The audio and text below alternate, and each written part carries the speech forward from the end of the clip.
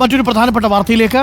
ലൈംഗിക പീഡന ആരോപണം ഉയർന്നതിനു പിന്നാലെ നിവിൻ പോളി ക്രൈംബ്രാഞ്ചിന് പരാതി നൽകിയിട്ടുണ്ട്.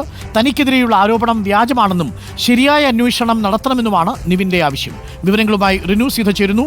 റിനു, തനിക്കെതിരെ പരാതി നൽകിയ പെൺകുട്ടിയുടെ പരാതി വ്യാജമാണ്, ആ തീയതികൾ പോലും യഥാർത്ഥമല്ല, അങ്ങനെ താൻ വിദേശത്ത് പോയിട്ടില്ല ആ സമയത്ത്, ഇതിനു പിന്നിൽ ഗൂഢാലോചനയുണ്ട്, ഇതാണോ ഇപ്പോൾ നിവിൻ പോളി പറയാൻ ശ്രമിക്കുന്നത്?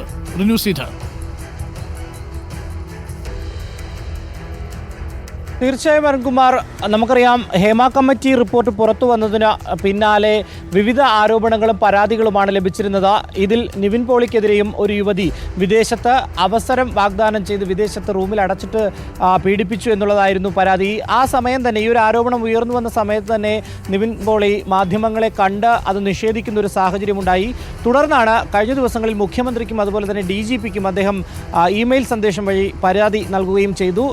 ഈ അന്വേഷണ ചുമതലയുള്ള H. വെങ്കടേഷ്, ക്രൈംബ്രാഞ്ച് ADGP ആണ്, അദ്ദേഹത്തിനും ഇമെയിൽ സന്ദേശം വഴി പരാതി നൽകിയെങ്കിലും അത് എഴുതി നൽകുവാൻ വേണ്ടി ADGP ആവശ്യപ്പെടുകയായിരുന്നു. തുടർന്ന് കഴിഞ്ഞ ദിവസം തിരുവനന്തപുരത്തെത്തി നിവിൻ പോളി തന്നെ നേരിട്ട് ഒരു പരാതി എഴുതി നൽകി എന്നുള്ളതാണ് നമുക്ക് ലഭിക്കുന്ന വിവരം. ആ പരാതിയിൽ പറയുന്നത് തനിക്കെതിരെ വലിയ രീതിയിലുള്ളൊരു ഗൂഢാലോചന നടന്നു എന്നുള്ളതാണ്. അതുകൊണ്ട് തന്നെ ഈ ആരോപണം കൃത്യമായി അന്വേഷിക്കണമെന്നാണ് ആ പരാതിയിൽ പറഞ്ഞു വെക്കുന്നത്. ഒപ്പം സിനിമാ മേഖലയിലുള്ളവർ തനിക്കെതിരെ ഇത്തരമൊരു ഇടപെടൽ നടത്തിയോ എന്നുള്ളൊരു സംശയം തനിക്കുണ്ട്. അതുകൊണ്ട് തന്നെ കൃത്യമായിട്ടുള്ള അന്വേഷണം ഈ അന്വേഷണ സംഘത്തിന്റെ ഭാഗത്ത് നിന്ന് ഉണ്ട് എന്നുള്ള, അല്ലെങ്കിൽ നടത്തണമെന്നുള്ള ഒരു ആവശ്യവും നിവിൻ പോളി മുന്നോട്ട് ക്രൈംബ്രാഞ്ചിന് പരാതി നൽകിയിരിക്കുകയാണ് ഇപ്പോൾ നിവിൻ പോളി.